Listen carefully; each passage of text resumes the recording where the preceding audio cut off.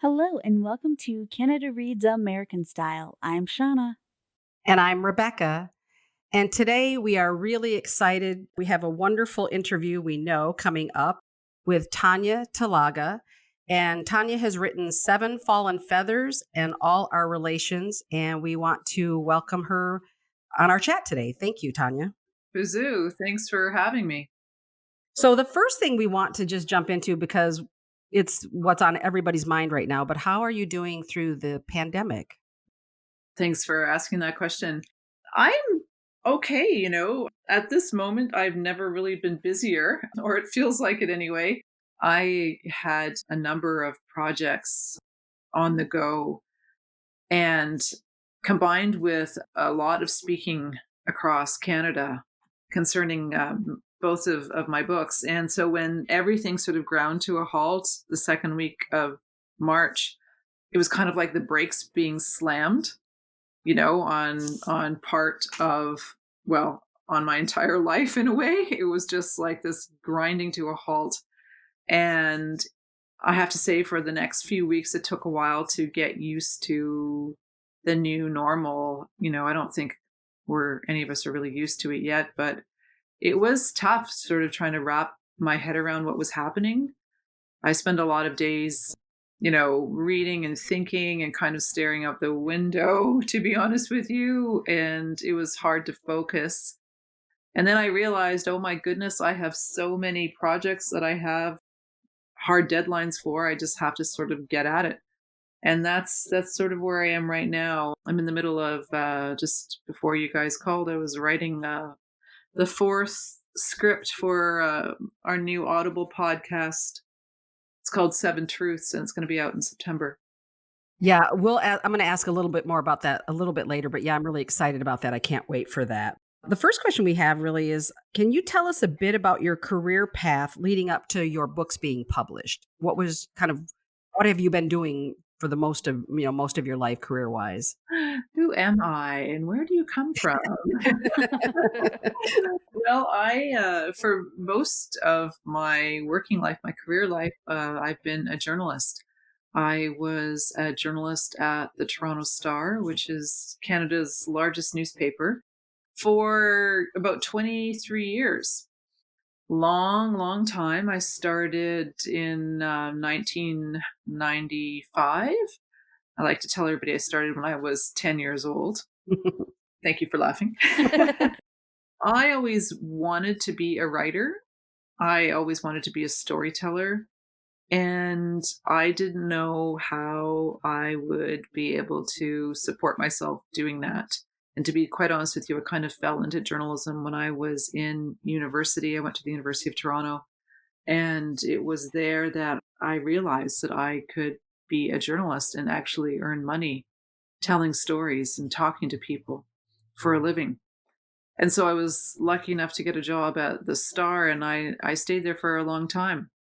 I eventually transitioned from there to being a full-time author and speaker and storyteller. So that's what I do now. So do you consider, when you talk about storytelling, do you consider that both fiction and nonfiction? And is there fiction in your future?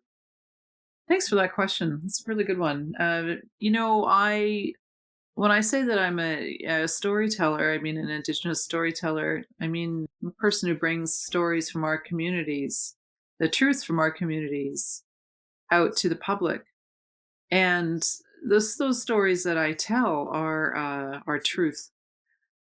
I write so far. Both of my books have been nonfiction.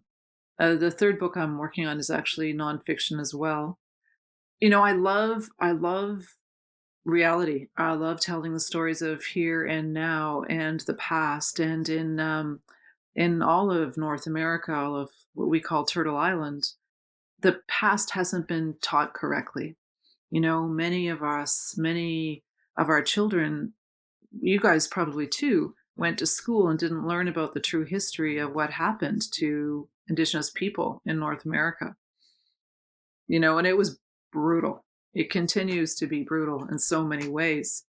You can see effects of what happened in America with the policies of Andrew Jackson and the extermination policies playing out in the news today, right? You know, it, all still very much with us, and I feel privileged to be able to document where we have been and what it's like for us now. And yeah, so that's sort of where my writing is at the moment. I just have to say too, related to that, because I love nonfiction. I probably read more nonfiction than fiction. But one of the things that was new to me just recently was I had never heard of, I knew about the residential schools, but I didn't know about the 60s scoop. So I'm just now learning about that. And so I agree with you, and especially in the US, we're pretty ignorant about our own history, and then certainly, unfortunately, about Canadian history. But I'm just learning so much through so many Indigenous authors right now, and that's just been such a blessing. I've really loved having that opportunity. I'm glad to hear that. As you know, the United States also had residential schools all across the country. And just as a little bit of a side story, I was the native in residence at the University of Minnesota Morris campus. I think it was around this time last year, actually, for about 4 days. And there used to be a residential school on the university's campus. And it's amazing. So the University of Minnesota, they have a number of campuses, and this is one of the smallest ones, and it's in the southwest corner of the state. It's near actually Fargo. You have to fly into Fargo to get there. And there used to be a residential school on the site of the Morris campus. And now, actually, as restitution, the University of Minnesota, and I'm very grateful for this, they offer free tuition for any Indigenous kids that want to come to the university. Oh, that's fantastic. Oh, that's one way to have some level of reparations. I mean, gosh, wow. Mhm. Okay, so our next question, as a journalist, then, how often were you able to write about Indigenous issues over the course of your career, or was there a watershed moment that sort of opened that door? Thanks for that question. It wasn't easy, you know. I remember, and I'm sure that journalists, Native American journalists, will say the same things. There wasn't a huge appetite for any Indigenous news when I started in 1995. You know, I remember we had a reporter that covered Indigenous issues, but of course, that reporter was not an Indigenous person. And it was seen mostly as a Western Canadian thing, which is kind of hilarious because there are more Indigenous people, like so many, living in the Toronto area and in Northern Ontario. And so there wasn't an appetite at all. It wasn't until quite a bit later, you know, it wasn't until the Truth and Reconciliation Commission report came out, and for your American listeners, that is the TRC. It was led by Senator Murray Sinclair, who is an Anishinaabe man from Manitoba, and he's a judge. He and the commissioners spoke to 6,000 survivors and witnesses to the residential school system and produced this incredible watershed report that all of these recommendations, calls to action, they were called, and that was published in 2015. There was a government, you know, apology to Indigenous people. There was a massive payout to survivors, an acknowledgement, really, for the very first time of what had happened in Canada's past. And when that happened in 2015, things began to open up a lot. But it was in 2011, and 2010 that I was writing about Indigenous issues. I was pitching stories to my editors because I was at our provincial legislature, Ontario's legislature, which was known as Queen's Park at the time, was a political reporter there. And I was more of a feature reporter, and they basically, my editor said to me, you know, pitch stories. And so I wanted to pitch stories about the North and about my people. And, you know, credit to the Star for publishing those stories. You know, they didn't want a whole lot of them, but the one important story that they did very much want was the story of the seven fallen feathers.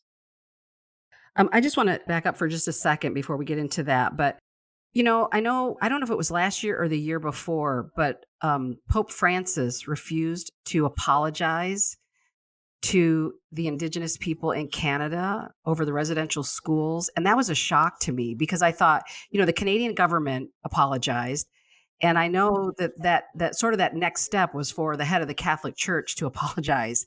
And he refused. And when I heard that, I thought, wait a minute, what? He's supposed to be this progressive person in the church. And so I went back and looked up articles, and really it just literally said he said no. He did There was no reason behind it. So were you aware of that, or what did you think when that happened? Oh, yeah, yeah. It was really sad.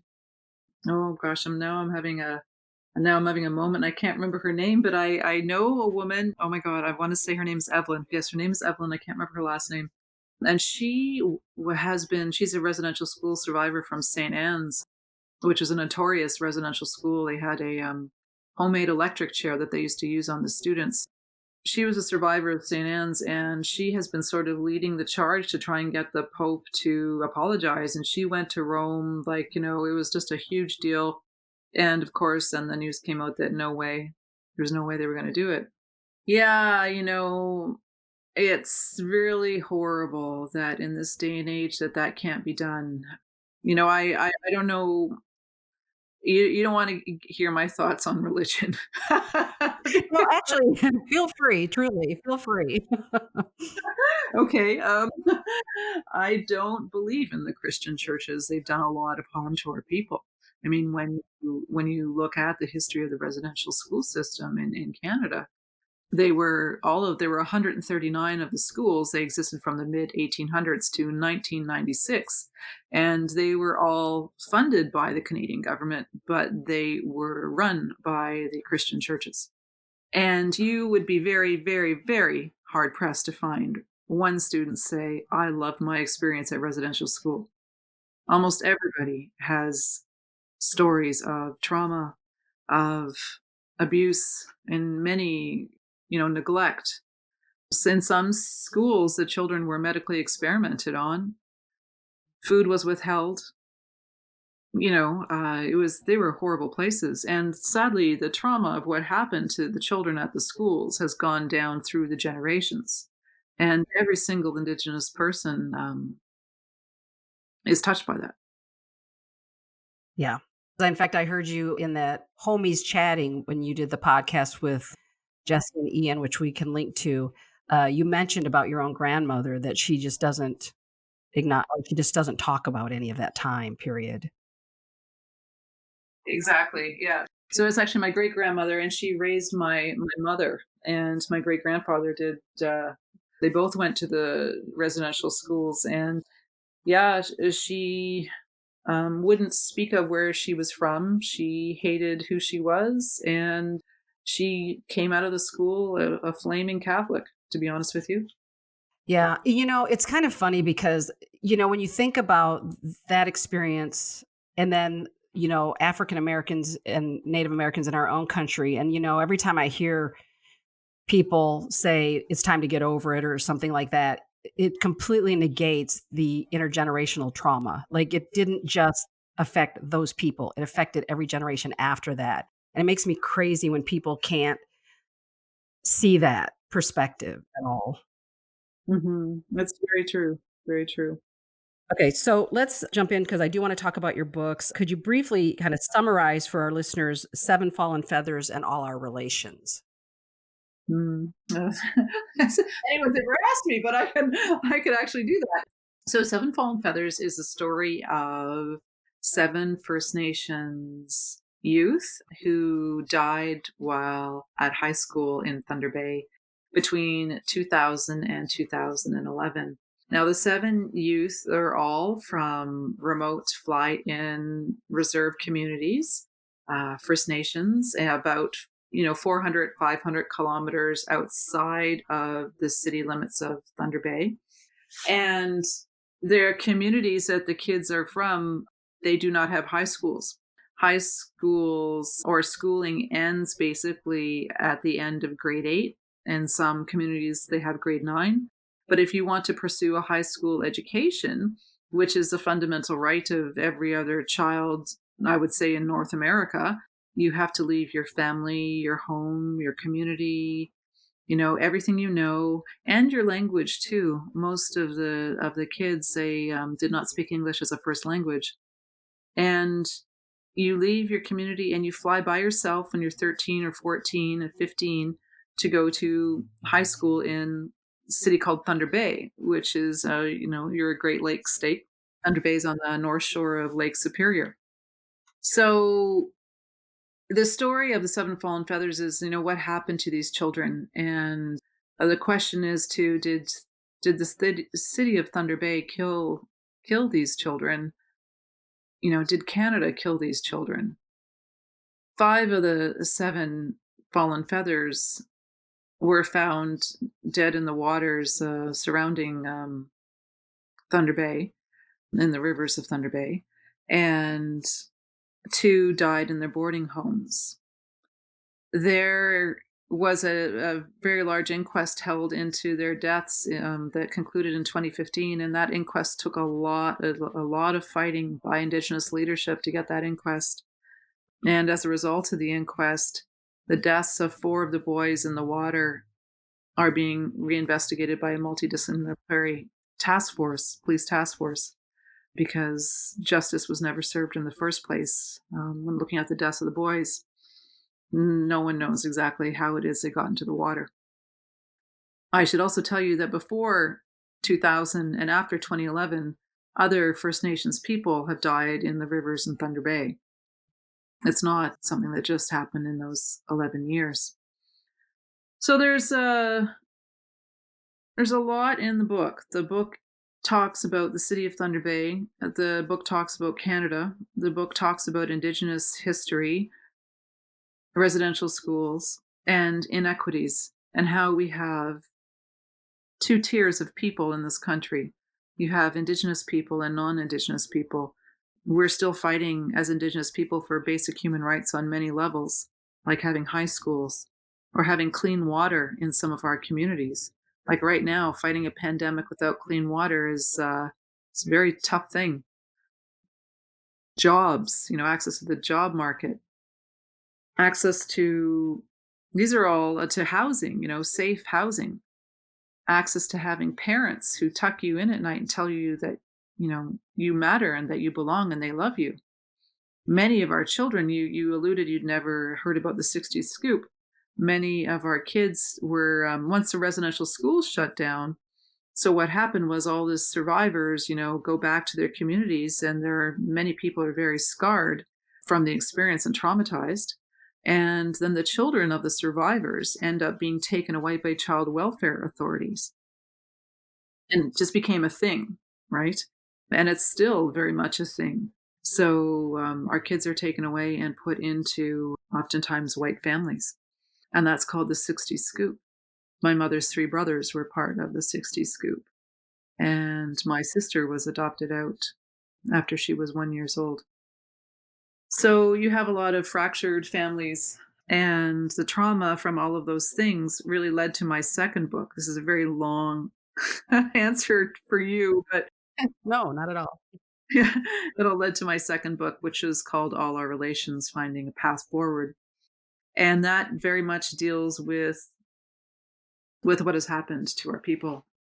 I started writing that book looking at suicide and why it is First Nations kids in our communities take their lives at such huge numbers. I mean, if you look at the suicide statistics when it comes to youth and teens, First Nations kids are often like, 3 times more than other children, non-Indigenous kids. So I started like examining, where does this come from? And of course, I knew the seeds are definitely in what's been happening to our families for generations. And that is, you hear often too, like, I don't know if you're hearing it as much in the States, but it's been brought up here very much in Canada, that we call this a genocide, what's happened to our people. And that's what all our relations is about. It's actually an extension, in a way, of Seven Fallen Feathers. Seven Fallen Feathers is very much about education and Canada's history, and All Our Relations is very much about what's happening to our kids, how our health system is nowhere near able to help them, because what's missing are basic human rights. Those social determinants of health that I was talking about earlier: clean water, access to an education, to healthcare, to safe housing, and to families. This is what you need to grow children, healthy children. And it's not rocket science. Yet we don't do that for our children at all on both sides of the border, our Indigenous kids. Yeah, that's what I was going to say is everything you're talking about. I mean, we haven't done we've done the same job here basically as in Canada. So this isn't an indictment of one country over the other. It's been appalling on both sides for sure. I do have a question though, and because when I was reading Seven Fallen Feathers, which as I told you earlier, it just made such an impact on me. It's one of those books, and I have to just tell our listeners, I highly recommend that you read it because it's one of those books that will just stay with you forever. Like there are certain parts of it, and I'm a visual person. So when I read it, I just can't get certain things out of my head. And I'm also a geography major. So when I read books and especially nonfiction, I'll look up places. And I actually traced a route that one of the mothers drove from the north all the way. And I actually literally watched the road that she probably traveled to get to Thunder Bay because it's just that's how much it resonated with me. But so here's my question.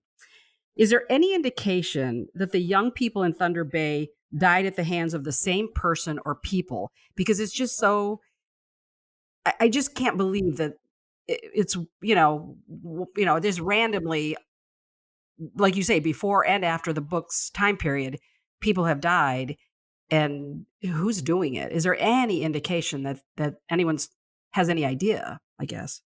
Well, hopefully the investigation is going to turn something out to that. And as you know from the book, I do speak of the case of one youth who was thrown into the water after being beaten up and left for dead.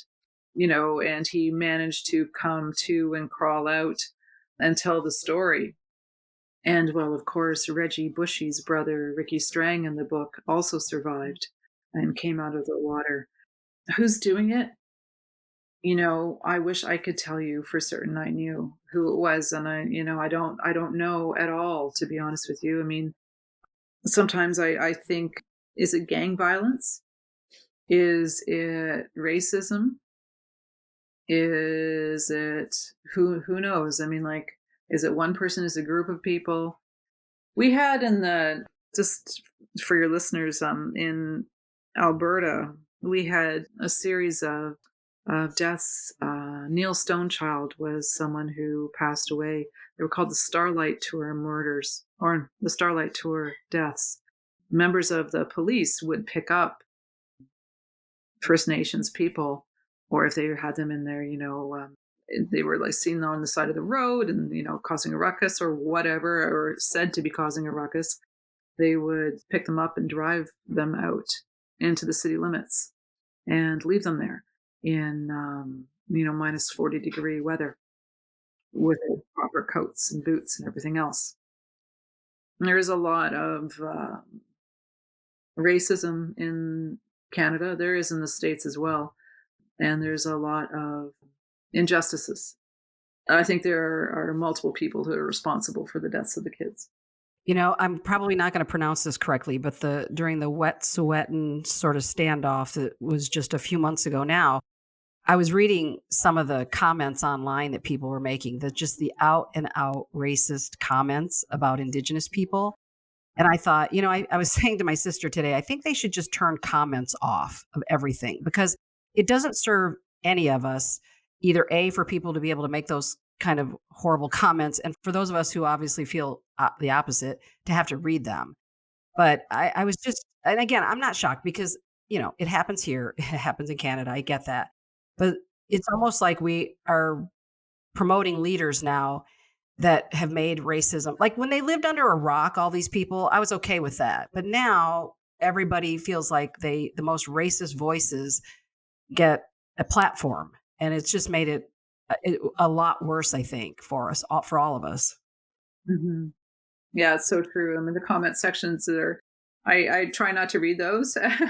And, I had a column at the Star. I just left the Star in December. And I often, like on Twitter, I would you can set your settings so you don't see all the offensive comments. And I definitely do that.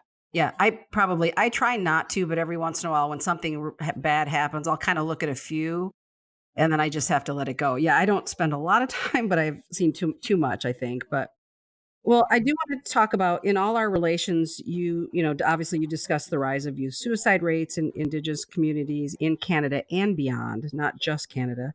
And with the lack of clean water, high schools, and job opportunities on the reserves, how can that trend be mitigated? Which I realize is a massive question, but how do any of us start that process?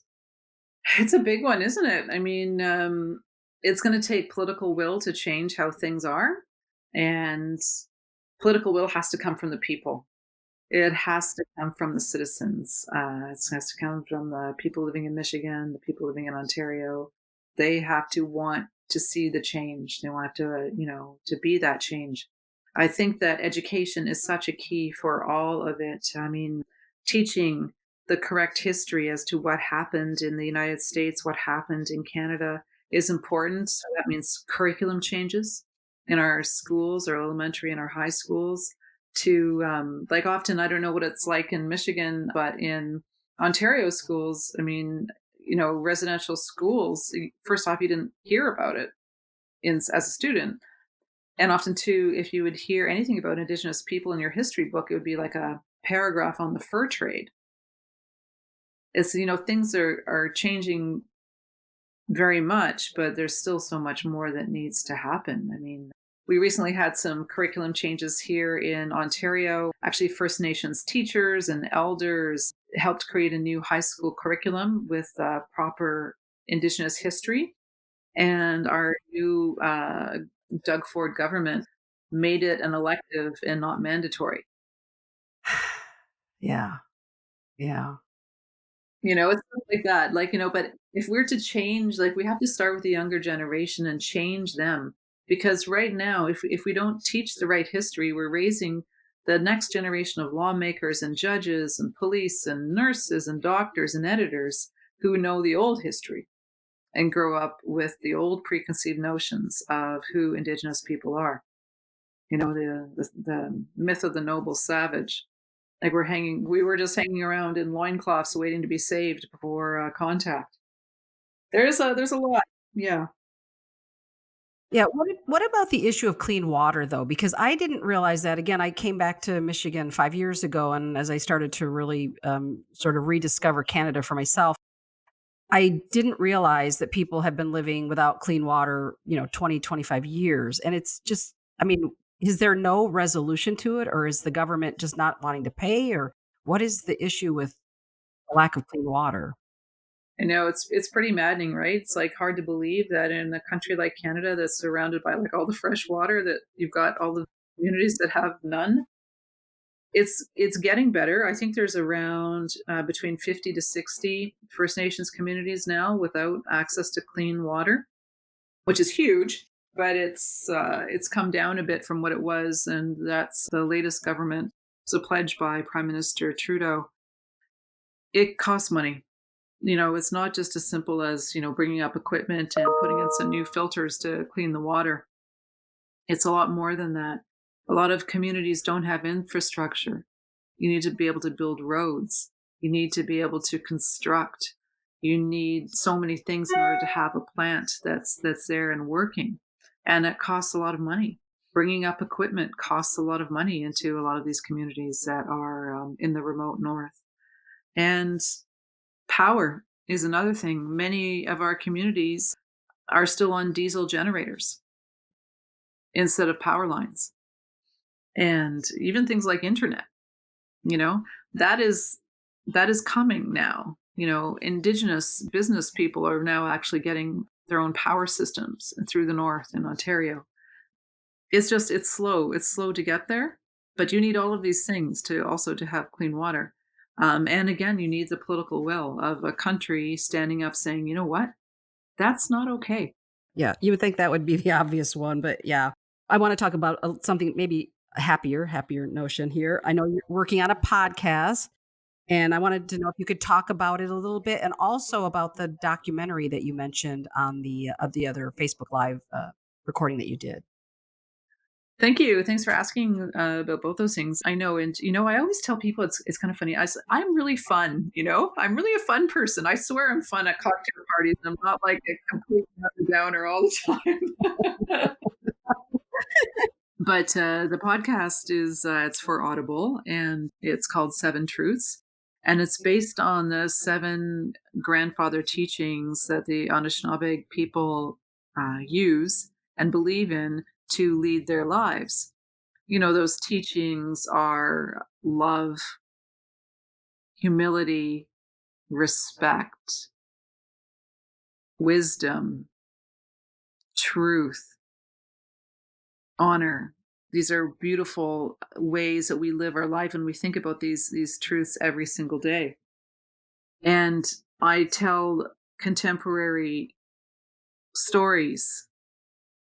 Each teaching, so each episode is about a contemporary story, something that's happening in Canada now that tells the truth of the teaching. So that's the podcast. Yeah, that's really exciting. And is that going to be so if there are 7 truths, is it gonna just be a 7-episode podcast, or will it go beyond that 7 perhaps? Yeah, it's a 7 episode podcast, and I forgot one of the truths, and that was bravery. Bravery. I knew I was like counting on my hand as I was saying, them, like, oh my gosh, I'm missing one. I'm missing one. It's bravery. So yeah, it's great. You know, like I'm really excited about this podcast because I do a lot of speaking now, and I never, as a writer, thought I would ever be doing speaking. That's part of the reason why I became a print journalist, so I didn't have to talk to anybody publicly, you know, other than to interview people. But strangely, I find myself in this life giving a lot of speeches, actually, because of Seven Fallen Feathers and All Our Relations, and I'm happy I'm happy to do that, I should say, to represent and get out there. But it's exciting. I love the podcast because it's an oral form of storytelling, and that's who we are as storytellers anyway, historically. And it's just nice to flex my muscle again, my writing muscle in this. And so I'm having a really good time doing it. Oh, that's fantastic. And then what about the documentary? I wanna know about that too. So the documentary actually, and since you just got finished reading Seven Fallen Feathers, I hope you'll be really interested in the documentary. It's called Spirit to Soar, and it is basically what has happened in the 3 years since the inquest into the deaths of the Seven Fallen Feathers. Where is Canada now? What's happening in Thunder Bay? And it's a look at resiliency of our people and how we are our youth are amazing and they're still going forward, pursuing their hopes and their dreams, even though they're living, you know, in Thunder Bay. And sadly, our children are still dying in the water. And when will that be out, and where will it how will it air? Is it in theaters, or how will it air? It's a feature length documentary and it's going to be on CBC, 1 hour CBC TV special. And we're also cutting a feature length film so it can be shown at festivals. So hopefully you'll be able to see it online somewhere, I think in the fall. Yeah. Well, one of the things I always do when I go to Toronto, there's this one movie theater I always go to that shows kind of art films. And I've seen a number of Indigenous films, which is really exciting for me. So probably when I go to Canada at some point, I'll be able to see it because we can't see anything, unfortunately, here from the CBC. So Oh no. we don't have access to it. I know we don't have access. So, but trust me, the minute I know it's going to air somewhere, and as soon as the border reopens, I'll be there. I'll definitely be there because I want to see that follow up. I'm really excited about that. Oh, thank you. I really appreciate your support there. Yeah. And then so our last question for you is what gives you hope for the future of Indigenous people living on reserves specifically in Canada? Mhm. You know, I think that I was kind of when I went to go do the documentary, I really wanted to do a story about hope and a story about the love and the honoring that happens in our families. You know, we always just hear such a tragic stories of what's happened, and due in part to our history, you know, of what's happened to all of our families. But there is such hope and laughter and love in our communities, and especially amongst our youth who are growing up now, in another generation removed from the residential schools. And they're growing up, and we're trying to teach them to be proud of who they are and where they're from, and that they belong and they come from a really, really proud history. Because, when you look at it, the genocide against us hasn't really worked. We are still here, you know, and we're thriving now. You can just see us. You spoke to Jesse Thistle, an incredible Michif author and Cree author. We have so many people that are just doing so well and changing the narrative in Canada. Our musicians, our artists, and we're making Canada a better place as a result. And I that gives me a lot of hope, and I know that's going to happen in the States too. Well, Tanya, thank you so much. We just really have enjoyed this opportunity to speak with you and everything that you're sharing with our audience. I know it will make people definitely want to read both of your books, no question. But thank you so much for taking time to talk to us today. Getchy Miigwech, I'm really honored, and thank you very much for having me. Thanks for listening. If you'd like us to continue providing great content like this, please like, share, comment, and tell all your friends about Canada Reads American Style. Bye.